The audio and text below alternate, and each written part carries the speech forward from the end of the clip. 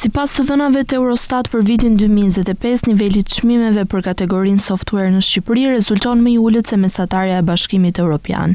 Indeksi regjistruar për vendin tonë arriti në 96.4 pikë, ndërsa mesatarja e BE-s është vendosur në 100 pikë, çka tregon se çmimet e produkteve dhe shërbimeve software në Shqipëri janë pak më të ulta krahasuar me tregun evropian. Gjithashtu krahasuar me vendet e rajonit, Shqipëria ndodhet në një pozicion të ndërmjetëm.